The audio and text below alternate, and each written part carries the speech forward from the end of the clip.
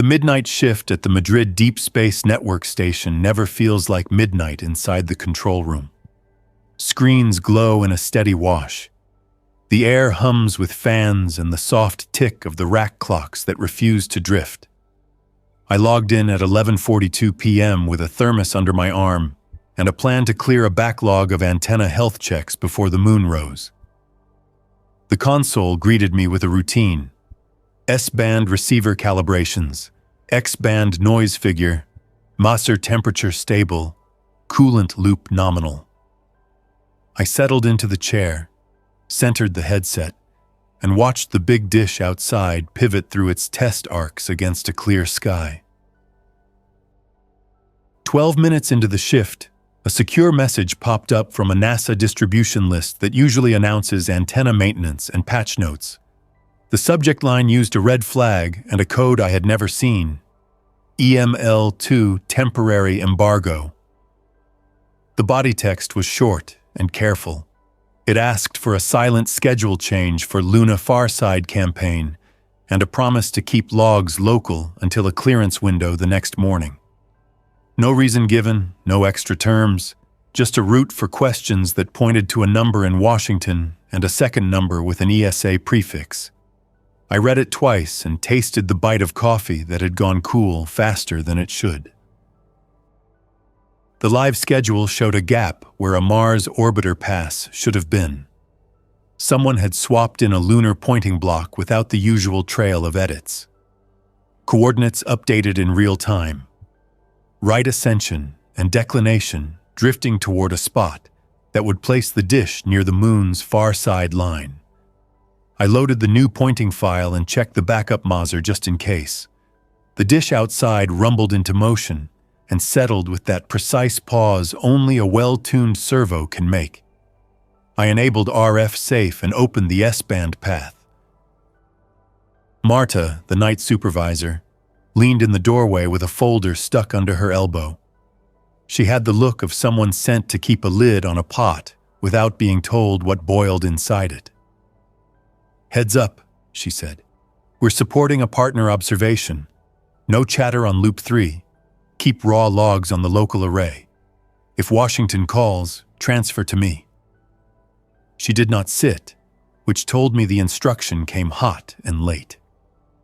I nodded and kept my eyes on the waterfall plot. At 12:09 a.m., the noise floor rose a sliver on S-band. It was not normal lunar thermal noise. It had edges. The spectrum showed a comb of narrow carriers, evenly spaced, faint as a whisper. I ran an RFI check to rule out local interference. The comb held steady while the dish tracked. I switched to X-band for a second. The comb was there too, with different spacing ghosting in at the limit of the receiver's pips. "Telemetry?" Marta asked without looking at the screen. She kept her eyes on the phone in her hand. "Not a known probe," I said. "No sideband markers, no ID tones. Looks like a reflection pattern, structured." I adjusted the FFT window and watched the teeth of the comb flex with a rhythm that did not match antenna motion or known satellites. Each minute, a new tone slid into position and locked. I started a raw capture and copied the header to the local array with the embargo label. My personal phone buzzed in my pocket. Only a handful of people ever text me at this hour. The message came from Harish at the Teide Observatory.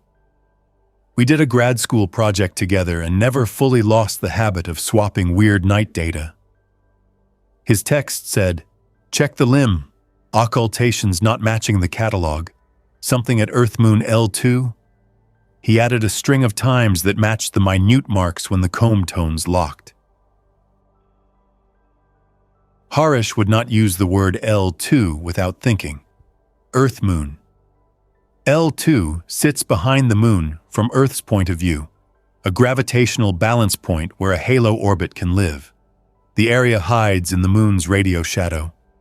If something in that region spoke at S-band and X-band, A dish like ours positioned at the right angle might catch a sliver of it through scatter, diffraction, or a relay. I asked Marta for permission to swing our small auxiliary dish a few degrees off the main target for a sanity check.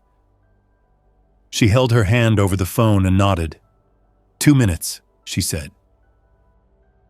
The aux dish is a compact workhorse with a wide beam. I pointed it to the calculated offset behind the moon's limb and opened a low-power continuous wave ping on a test frequency we use for calibrations. I watched the return on a separate screen. The ping bounced off the moon right on time and faded. Half a second later, a second echo slipped in. The delay was wrong for the moon and wrong for free space off the limb. It fit a path length that would place a reflective surface near the far side equilibrium neighborhood. I cut the ping and watched the comb tones again. They shifted as if bracing. A new, broader tone rolled up from the noise floor and pushed right through the comb like a line of marching taps. It carried amplitude modulation, slow and deliberate.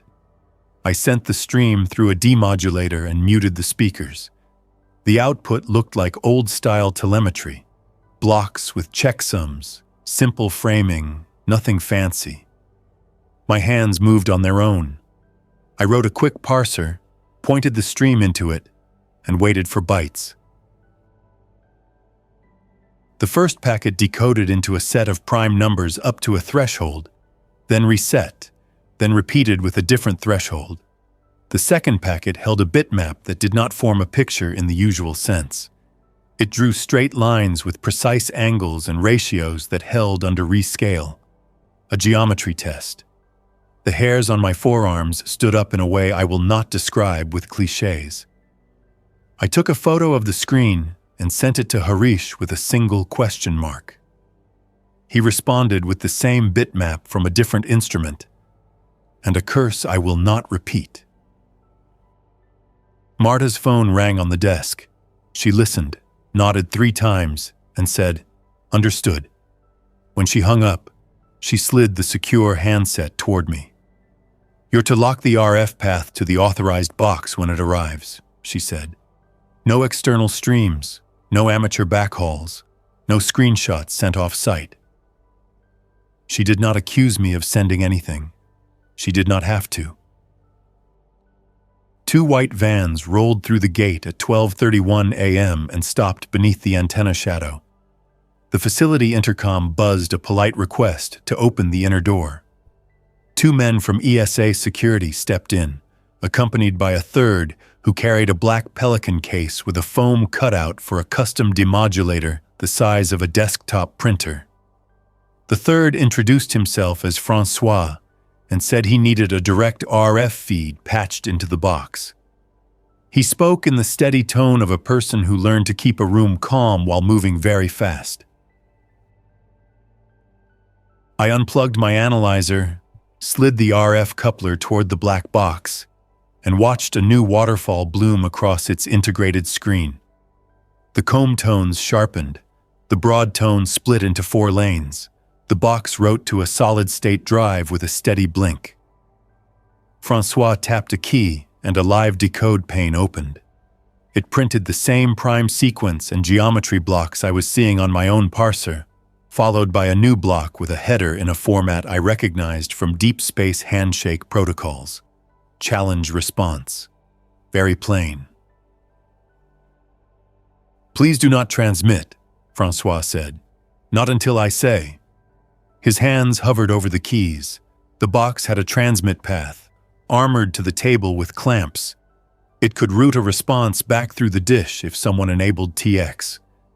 The TX light was dark. I kept it that way. Marta stayed near the door and took notes in her small book. She wrote in block letters and underlined times without looking down. Every 30 seconds, she turned a page, returned to the top, and carried on. Her face stayed steady, but her shoulders held a line that told the truth. Harish called on my personal phone, and I let it buzz once, then answered under the desk lip. Star occultation repeats, he said. Extra silhouette during the grays. That is not dust or a satellite. We got a backface of something that does not match lunar relief. He paused.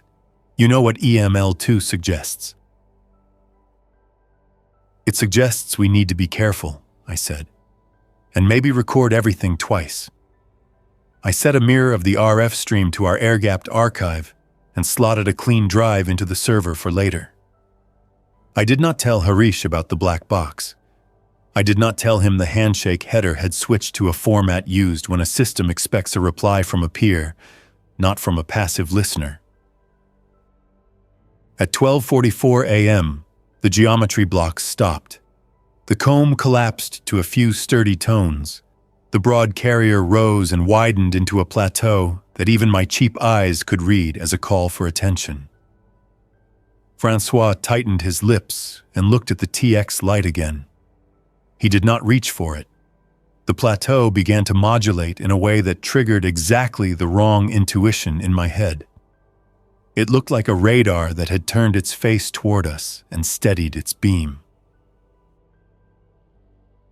Our optical sensor mounted under the dish feeds a modest grayscale camera for tracking. It is not a telescope. It can still guide on bright objects. I opened the live video. The moon's limb hung sharp across the frame, crisp enough to show a torn edge of crater chains. For a second, the edge found a second edge that did not belong there. It was circular, with a consistent radius and a rim that held a flatness a random boulder field does not hold.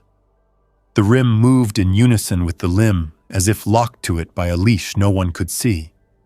Then the extra edge sank away into the darkness behind the moon. I whispered to the screen without meaning to. There you are. The words tasted wrong in my mouth. I am careful with pronouns for machines and rocks. I closed the optical feed before I started assigning traits. The phone in the corner rang again, and Marta answered. She kept her replies short. Yes, in progress. Yes, local storage only. Yes, understood. She looked at me and shrugged, which meant more instructions that she would not write down.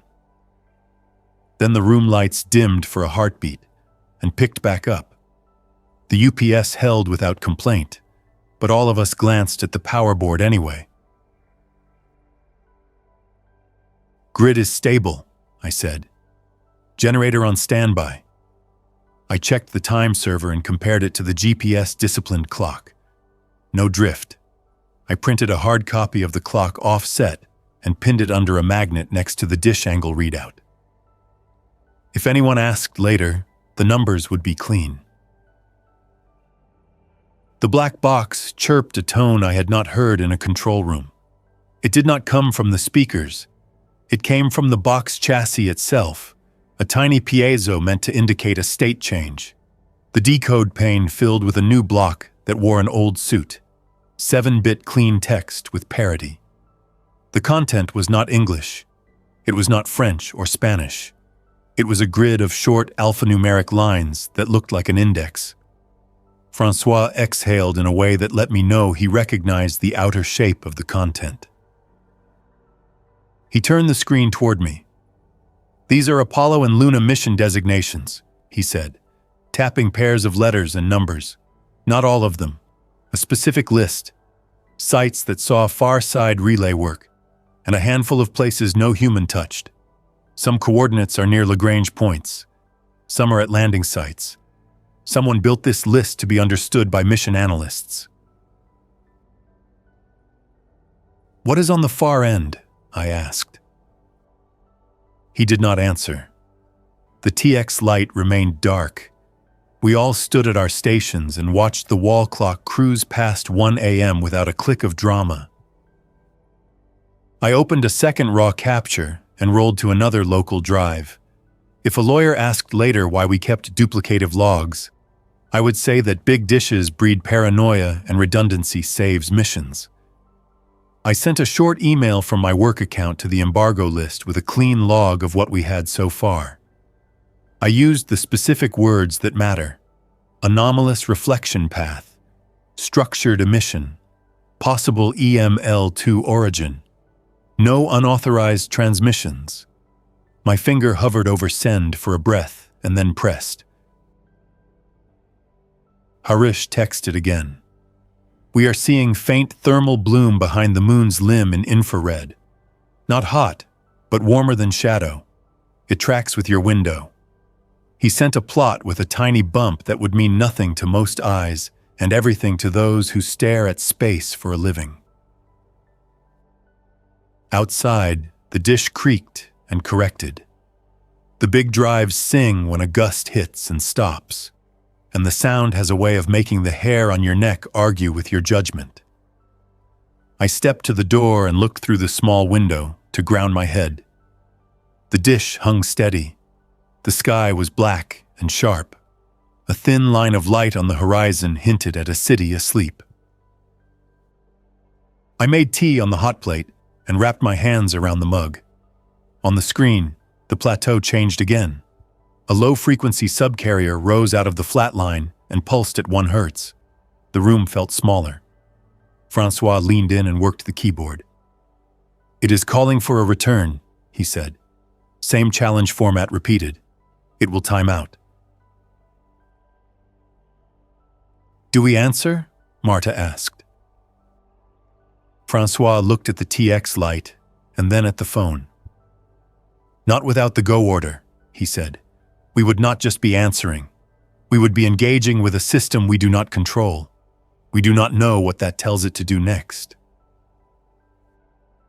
I thought of all the stories that carry a lesson about restraint, and all the missions that proved that waiting a minute is wiser than rushing a second. I also thought of the men who drove in vans at midnight with a box that knew what to look for. Whatever this was, someone had guessed enough to build a tool. The plateau ended on its own. The comb returned with less energy. The black box printed the geometry lines again and then fell quiet. The room felt as if the air had reset to the baseline hum. I checked the uplink inhibit flag for the 10th time. It was still red. Harish called again, this time with his voice low, the way people speak in libraries and hospitals. We just caught a shadow sweep in the cameras of a backyard observer in Cadiz. Not a plane, not a satellite. Small, circular. He had the moon in frame. For half a second circle crossed a tiny patch of stars by the limb and then vanished. It is not big, but it is big enough to occlude. How big? I asked. Do not hold me to the number, he said. 12 to 20 kilometers in diameter, if the parallax is right and the distance is near L2. The margin is wide, the mass is unknown. If it is hollow or sparse, the gravity would not shout. If it is dense, we would have seen it push or pull long ago. That implies structure, not rock. I wrote the words, structure, not rock, on a sticky note, and stuck it to the corner of the screen. It felt wrong to leave them loose in my head. The note grounded the idea into paper and ink where it could not swell into drama. Marta's book pages had turned into a small stack. She looked over and asked me to join her in the hallway. The security men stayed with Francois. The hallway smelled of dust and old coffee. A map of the dish field hung on the wall with pins for past maintenance work. You are not to transmit, Marta said. I mean that sincerely, not as a threat. If this gets framed wrong, every screen in Europe will carry panic and noise before sunrise. We do our job. We hold. We do not let our hands move faster than our minds. I understand, I said. I did not mention that my other job lives on weekends under a ham radio call sign that reaches further than my salary suggests. I did not mention that one of the antennas in my apartment points at the sky with more devotion than any houseplant. Back in the control room, Francois had loaded an overlay on the black box. a map of cislunar space with a small icon floating near the Earth-Moon L2 region. The icon pulsed when the comb tones peaked and dimmed when they faded. A thin ring traced a possible halo orbit. The map updated with each new decode block. It was not crisp. It did not need to be. At 1:27 a.m., the plateau returned with a different profile. This time, the modulation looked like a slow sweep through frequencies that matched known relay bands used by the old Soviet Luna missions and American Apollo relays. It moved with a measured pace, touching each band long enough to be noticed, but not long enough to carry payload. An identification run, the way a person might knock on doors that history taught him exist. The speakers stayed muted, but a tiny leak bled through one channel, just enough for the ear to catch pattern. I heard pairs and triples, a pause, and then another set. Francois killed the leak with one finger. He looked pale under the monitor glow, and the thought crossed my mind that he had seen this pattern on a desk in a place without windows. Harish texted a photo. It showed a printed page with pen marks connecting mission designations to coordinates. He circled a few. If it is cataloging places where humans touched a network that bridged the far side. We turned the moon into a problem and a solution. Something kept our notes. The black box printed one more block of clean text. It contained a time in UTC 4 hours from now, and a set of directions to point our dish at a spot just off the far side limb with a tiny offset to the south. It asked for a response using a simple return pattern of primes to a set threshold.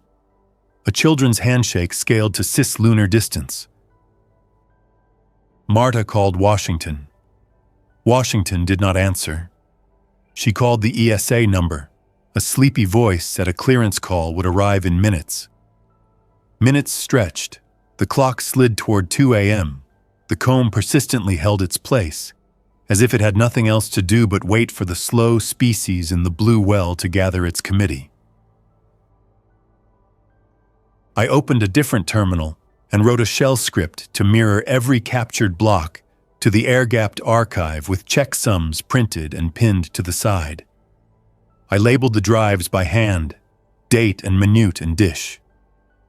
I wrote the label twice, once on the case and once on a card inside the case. It felt old-fashioned and necessary. The lab phone finally rang with a U.S. number. Marta answered, listened, and turned her chair to face us. "Hold transmission," she said. "We are not authorizing a reply at this time. Record. Do not engage." Her face made clear that the caller did not offer reasons that satisfied her. Francois nodded once like a man told his doctor had changed the dosage. "Understood," he said. He typed a command that put the box into a hard, listen-only mode. The TX light stayed dark. I felt an ugly urge to lift the inhibit and tap a reply. Not because I wanted drama, but because the pattern on the screen had the posture of a polite question. The urge passed. I made more tea. At 2:11 a.m., the plateau ended, and something new began. A very low-frequency tone rose, barely within our band, too low to use for data, too low to carry more than a presence. It pulsed in step with the rotation of the Earth relative to the moon's far side. A metronome for geometry a person could almost feel if he looked at the sky long enough. It was not a threat. It was a clock. A soft knock sounded at the inner door. It was the guard from the gate with bad news on his face. "Press outside the fence," he said. "2 cars, no cameras, but phones up." We do not talk to press during embargo windows. We also do not lie. Marta walked to the intercom and asked the guard to keep the gate closed. "No statements," she said. "No names. Keep it ordinary." She closed the channel and rubbed her thumb and forefinger together once. a habit of hers when she thinks about how a story will travel through local air. My ham radio brain kicked a cupboard open in my head. There are times when the official lines need quiet, and a side channel can serve the honest part of a story. There is also the problem of being a person who has to sleep at night with his name on a confidentiality form. I opened the voice recorder on my laptop and started to narrate a clean log in plain words. Times, observations, no speculation, no claims. I did not stream it. I stored it on the air-gapped drive under the logs and wrote audio operational notes on the case. At 2:30 a.m., the comb flattened into a single tone. It drifted slowly through a small band, as if sweeping for a return that never came. Francois stared at the TX light without blinking. I looked at the clock. The time requested for a reply sat 1 minute ahead. We did not send. The sweep passed through the minute mark, paused, and then fell back to the noise floor. The screen held empty for the first time since midnight. Harish texted. "It waited," he added. "I am sorry." I typed, "We did our job." It felt thin. The black box wrote one final block. It was not primes or geometry. It was a single bitmap that filled the decode pane. It showed a disk with a rim and a small notch on one side that matched the feature I had glimpsed on the optical feed. Under the disk, 3 sets of numbers repeated. Each set matched a time and a pointing, a schedule. The next window sat at 4:03 a.m. Marta blew out a breath and called Washington again. "We have a second window," she said. "You can hold us once. You cannot hold us forever if the thing keeps writing more times on our screen." Her voice did not rise. It did not need volume. It had mass. Francois folded his arms. "If we answer wrong, we risk telling it that our handshake vocabulary is stale. If we answer right, we risk telling it that anyone who can aim a dish at the limb on Earth is a peer. There are consequences on both sides." "Or we keep letting it knock on empty air," I said, "which has its own message." The room fell into a rhythm of checks and walks. I ran a health scan on the disk drives. I set up a parallel recording path with a different clock source to make sure our timestamps would stand in court if needed. I wrote down my steps on paper in case someone had to reconstruct an hour with the servers off. Time slid into a groove that reminds me of nights during eclipses when instruments operate on rails and humans try not to improvise. At 3:10 a.m., the power blinked again. The UPS complained this time. The guard called to say the main panel registered a grid fluctuation. The city had a short sag and came back. Outside the fence, a handful of phones lifted to catch the dish under a star-clean sky. We could pretend the world was asleep.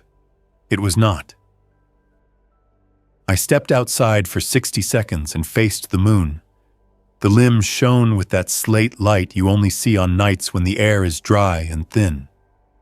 I held my thumb up and covered the moon and tried not to imagine a second disk hidden just beyond. In my pocket, my phone recorded ambient audio by accident. When I checked later, the file held nothing but wind and a distant highway. Back at the console, I prepared the TX path with the inhibit still hard-locked. I loaded a return sequence that matched the requested prime pattern. I saved it to a file and printed the first 10 numbers to paper for a sanity check. I placed the paper next to the TX light, where everyone could see the intent without action. No one spoke. At 3:55 a.m., the comb returned, shy at first, and then firm. The plateau rose on schedule. The low-frequency clock tapped in the background like a whispered count-in before a song.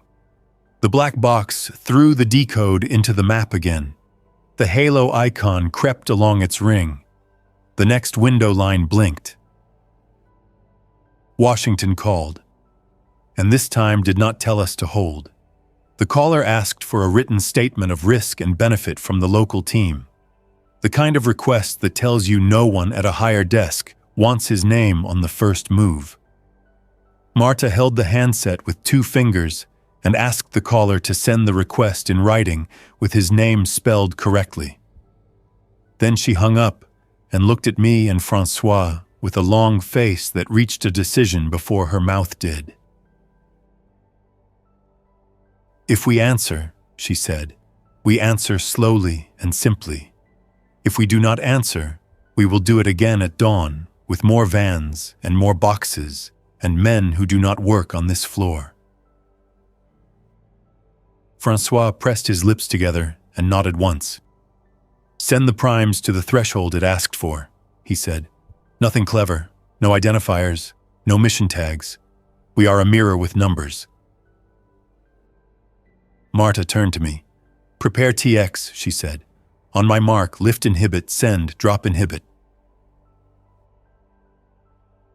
My fingers moved without fuss. I set the TX chain to warm. I watched the forward power meter come alive at a low, safe level. I loaded the primes file and queued it. The clock ticked to 4:03 a.m. The plateau held its flat promise. "Mark," Marta said.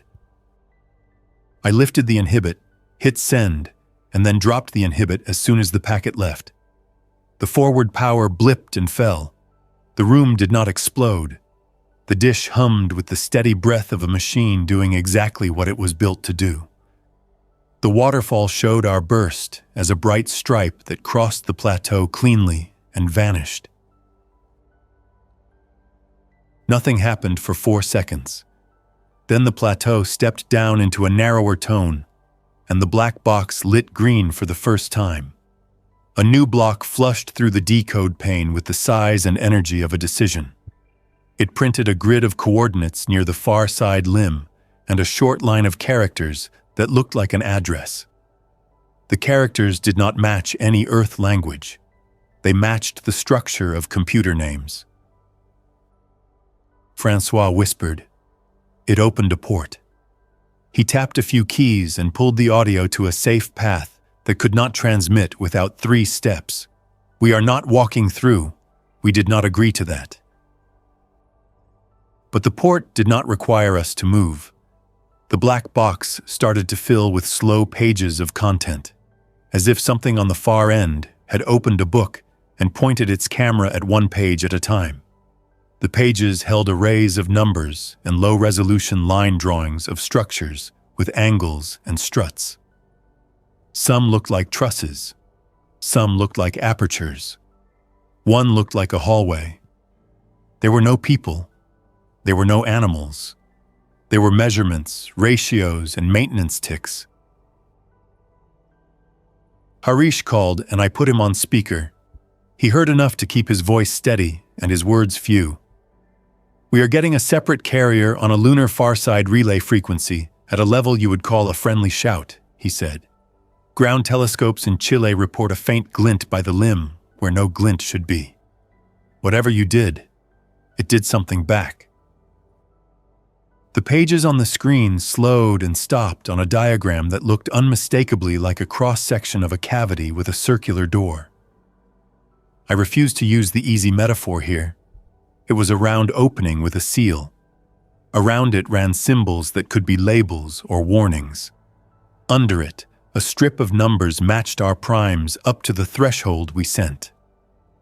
Next to that strip, a second strip rose to a higher threshold we had not sent. Francois tapped the glass with one knuckle. It is asking if we can count further, he said. Not in a trivial way, in a capacity way. Marta rubbed her temple.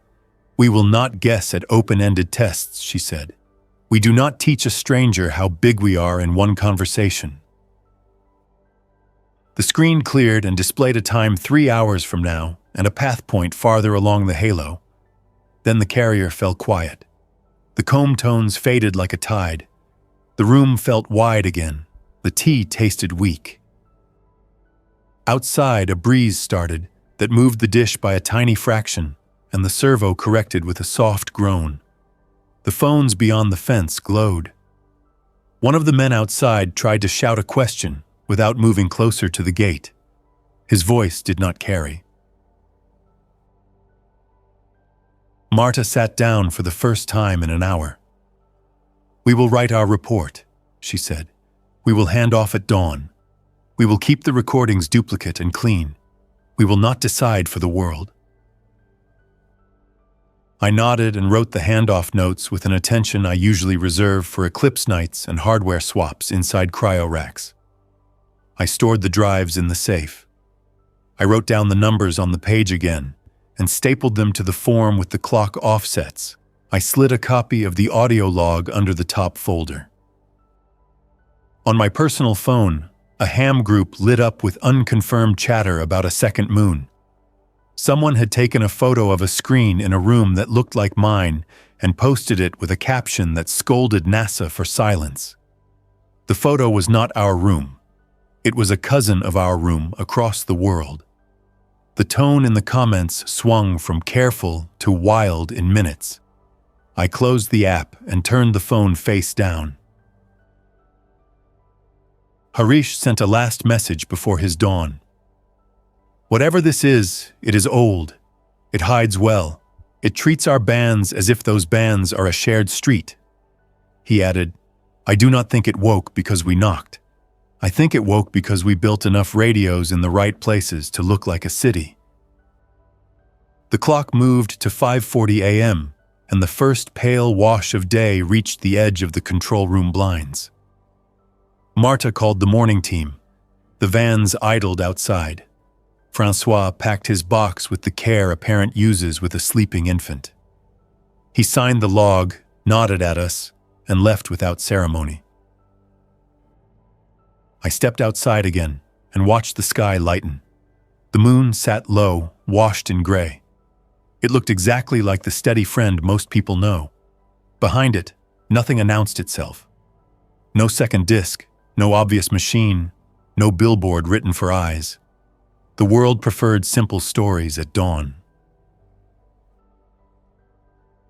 I drove home along the road that curls past a bakery and an early bus stop. People stood with coffee and looked at their screens.